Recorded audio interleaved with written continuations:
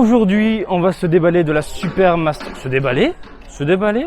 Non, non, je vais plutôt vous les présenter.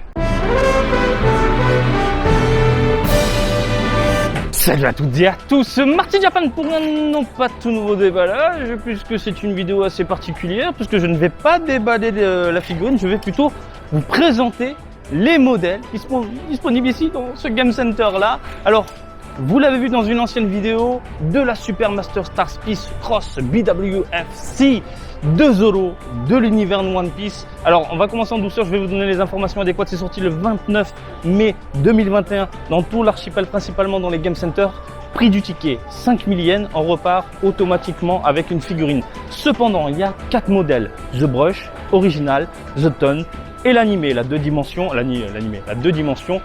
Dans Unityman Kuji complète, il y a 10 figurines au total, 4 The Brush, 3 Original, 2 The Ton, je suis fatigué là, et une 2 dimensions. Bien évidemment, la 2 dimensions, c'est la figurine la plus convoitée, la plus rare, parce que tu as une chance sur 10. Pour la choper, vous prenez un ticket, je vous rappelle, vous payez vos 5000 yens, vous ouvrez le ticket, A, B, C et D. Si vous chopez la lettre D, vous êtes chanceux. Sega, Akihabara, nos amis ici, eh bien, exhibent les figurines non pas dans une vitrine fermée, mais ouverte. Ça veut dire que j'ai accès à ces produits-là. Je voulais vous en faire le déballage. Le problème, c'est que je n'ai pas eu la chance ni l'occasion de faire l'Unityman Kuji. Et voilà, le temps est passé, les prix ont augmenté et j'ai laissé tomber. C'est pour ça que je vous propose du coup cette vidéo, j'ai envie de vous dire, impression. Certes, ce ne sera pas forcément poussé au maximum comme un déballage à la maison. Le fait de déballer, vous montrer les cartons, le carton, les protections, etc. Mais au moins, je vous donne mon avis sur les 4 produits qui sont dans les parages. Je n'ai rien d'autre à ajouter. Je prends mon petit cutter. Non, j'ai pas de cutter, merde. Je prends rien du tout. Je prends ma caméra et puis j'y vais, voilà. Allez, let's go. J'aurai pas l'occasion de vous les présenter, de vous les déballer. Et là, j'ai la chance de les avoir sous les yeux, sans vitrine. Donc là, à l'état pur. Hein. Et je peux vous donner un avis du coup sur les produits définitifs. Et on va commencer avec la The Brush, qui est plutôt plaisante dans l'ensemble. Il y a du lourd, il y a du moins bon, il y a du moyen, il y a du correct.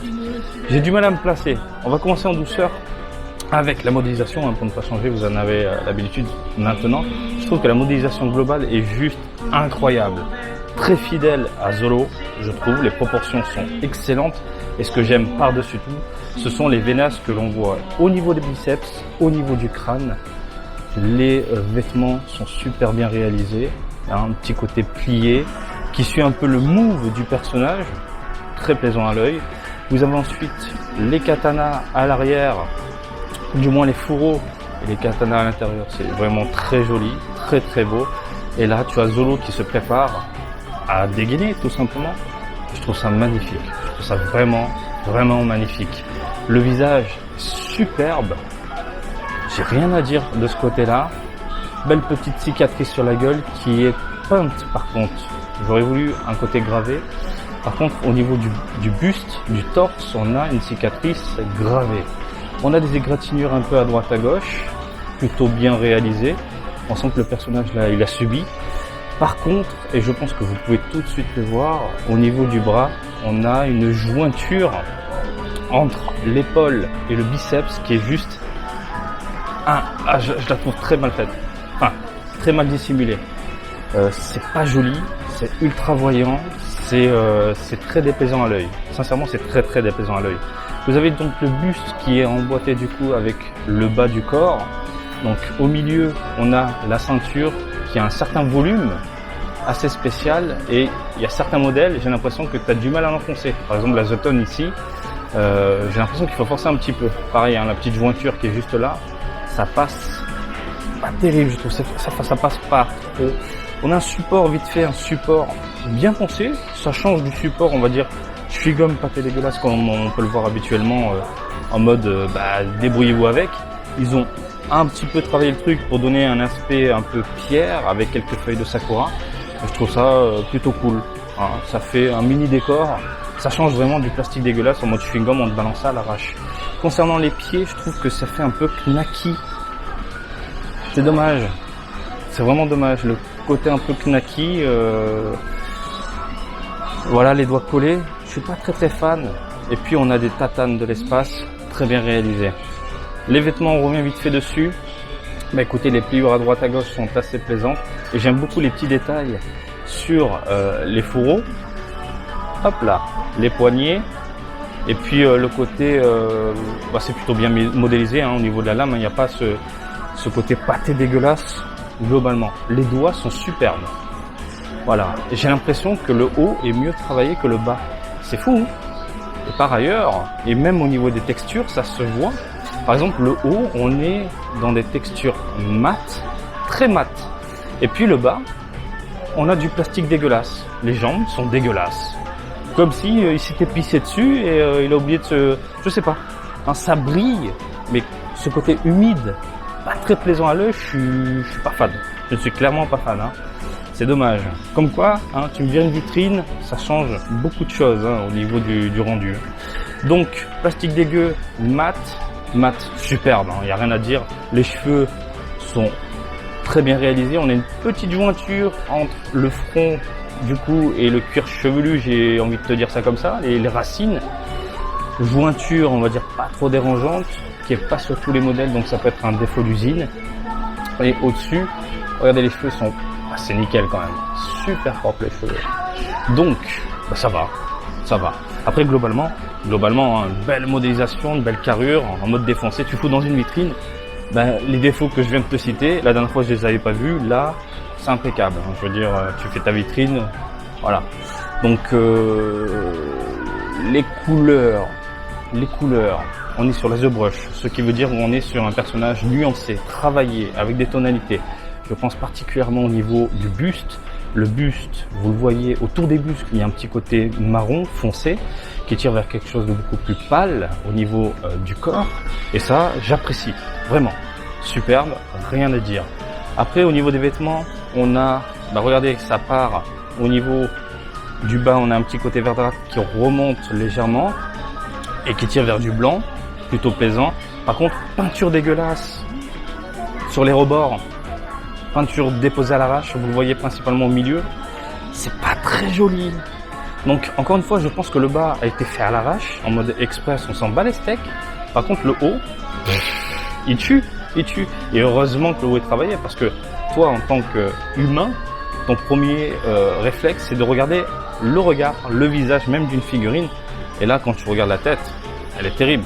Par ailleurs la tête, la bouche à moitié ouverte, défoncée, le regard... tuerie. Les yeux, c'est de la peinture très bien travaillée. Non, ça envoie du steak. Les cheveux, on est dans du simple également. Couleur mat, rien à dire. Les lames, on a du chromé, légèrement doré, donnant un aspect métallique à certaines pièces. Et ça, je suis plutôt, on va dire oui, j'adore, j'aime bien. Donc voilà, concernant la The Brush, qui est assez plaisante dans l'ensemble. Si je devais mettre une note, je pense que je mettrais un 14. Un 14 gentillet. C'est quand même une bonne note. Mais je m'attendais à beaucoup mieux en termes de rendu et d'aspect global. Mais ça reste quand même un bon produit, je pense. Je veux dire, ça à la maison, dans une vitrine encore une fois, ça passe nickel et limite inaperçu, les petits défauts. Vous avez ici la originale Lobé. Lobé, elle est terrible. Donc là, on est sur des couleurs hyper simplistes, pas de nuances, pas de tonalité. Vous pouvez tout de suite le voir, de toute façon, on a un côté terne au niveau du corps, au niveau des cheveux, au niveau des vêtements. On a toujours cette peinture dégueulasse au niveau des vêtements, ça c'est dommage. Après, la modélisation on revient pas dessus, c'est exactement la même. Et même au niveau des lames, on a d'autres couleurs, un petit côté bordeaux au niveau des fourreaux. Non, c'est pas mal. Défaut d'usine, la lame est tordue. Regardez-moi ça, en plein milieu elle est tordue. Et ça c'est dommage. Donc ce genre de défaut, vous pouvez le régler vous-même avec un sèche-cheveux, des glaçons et ça passe. Voilà, tout simplement. Nous avons ensuite la The Tone. On est sur du monochrome noir et blanc. À l'époque, ils appelaient ça prototype parce que dans l'univers des figurines, dans l'univers des collectionneurs et des artistes en herbe, eh bien les gens partaient sur ce genre de produit pour créer ensuite leur propre couleur. Donc là, on est sur du noir et blanc, qui était convoité à une période, maintenant tout le monde s'en branle. Et pareil, regardez la lame tordue, défaut d'usine que vous pouvez régler vous-même. On va appeler ça la lame dauphin. la mèche dauphin comme Goku, mais la lame dauphin, sans déconner, c'est dommage. Et j'ai l'impression que c'est sur beaucoup de modèles, du moins de ce que j'en ai vu, du côté des japonais. Vite fait, concernant l'original, côté mat, en haut, brillant, mat, brillant. Voilà, tous les modèles, tous les produits, c'est plus ou moins ça. Le bas est travaillé rapidement, légèrement, et puis le haut est juste monstrueux. En noir et blanc, je trouve que ça passe. Je trouve ça vraiment très très joli. Tu peux te faire un délire, genre tu mets Zolo monochrome en arrière-plan, et puis sur le devant, tu peux foutre la The Brush, donnant un effet assez particulier. J'adore, franchement j'adore. Surtout au niveau des lames, on a un petit côté chromé, argenté, qui envoie du steak globalement. Et c'est pas mal, franchement c'est pas mal. Là sur les trois, sans vous mentir, je crois que je préfère la monochrome. Parce que ça cache la misère, parce que même la peinture qui déborde un peu sur les rebords des vêtements, c'est pas trop dérangeant, pas trop voyant. Et franchement le côté monochrome, rien à dire, hein. Le petit côté argenté, etc., ça envoie du très très lourd.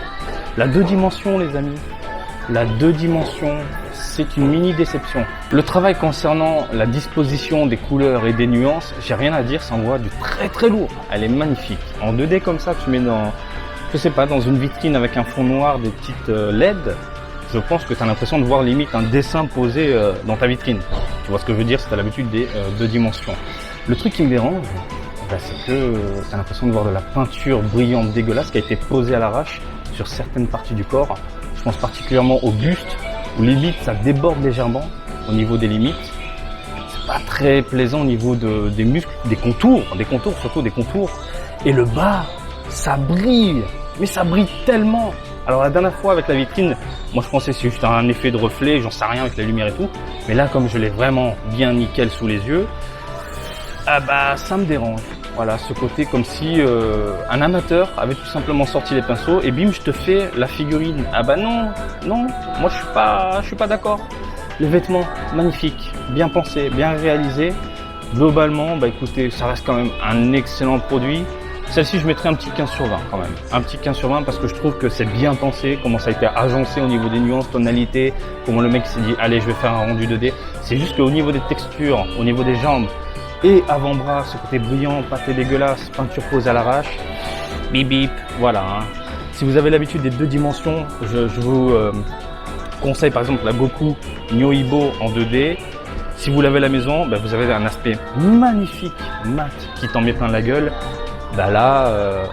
Qui a utilisé le pinceau? Regardez, au niveau du genou, regardez, au niveau des contours, ça déborde, c'est mal foutu, très très mal foutu. Donc voilà, je vous ai présenté du coup, je suis content, même si c'est rapide, c'est une analyse moins poussée que d'habitude, mais au moins vous avez mes impressions sur ces 4 joujoux là. Si je devais en choisir une, je prendrais la 2D. Tout à l'heure je vous ai dit monochrome par rapport aux 3 là, mais la 2D quand même très très jolie, malgré le gros défaut de brillance, ça reste quand même du très très lourd. Et les 4, on est d'accord, ça a quand même de la gueule dans une vitrine, voilà. Alors, est-ce que c'est le genre de figurine que je vous recommande? Tanjiro, t'en penses quoi toi? Ouais, lui il s'en bat les steaks de One Piece, il a sa propre licence, il cartonne en ce moment, mais bon, One Piece ça reste quand même la licence king monstrueuse du Japon qui charme toujours les Japonais et les Japonaises. Donc, est-ce que c'est le genre de produit que je vous recommande? Oui, globalement, il y a certes énormément de défauts sur les différents modèles, le côté plastique dégueulasse, sur le bas, le côté mat, sur le haut, ça se valide. La jointure, je suis vraiment pas fan, elle est trop voyante à mon goût au niveau du bras. Mais globalement, en termes de modélisation et de rendu global, ça envoie du steak. Je trouve ça très joli, tu mets ça dans une vitrine avec le Luffy qui est sorti il y a un petit moment. Les deux côte à côte, je trouve ça très plaisant. Dans le lot, vous l'avez vu, parmi les 4 modèles, je pense que la 2 dimensions, c'est celle qui est vraiment la mieux pensée. Je vais pas dire travailler parce que pour moi la mieux travaillée ça reste quand même la The Tone. C'est rare que je dise ça, bordel de merde quand même. Donc la monochrome, mais la 2 dimensions elle est très bien pensée. Les couleurs sont très bien agencées au niveau du corps, etc. Je vais pas revenir dessus, mais franchement, si je devais craquer, oui, je pense que je craquerais pour la 2 dimensions. Franchement, rien à dire, c'est impeccable.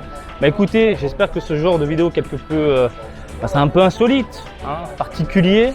Le fait de vous présenter, de déballer entre guillemets des joujoux comme ça à Akihabara dans une vitrine, vous a plu. Au pire, si je vois d'autres produits comme ça dont j'ai pas l'occasion de mettre la main dessus pour vous les présenter, ben, je ferai d'autres vidéos de ce genre. Dites-le moi dans les commentaires si ça vous plaît et si ça vous amuse. Bref, je n'ai rien d'autre à ajouter, mis à part que, comme d'habitude, vous pouvez me suivre sur Twitter et Facebook, Marty Japan. Et je vous dis à très bientôt. Allez, salut, bisous, ciao, ciao!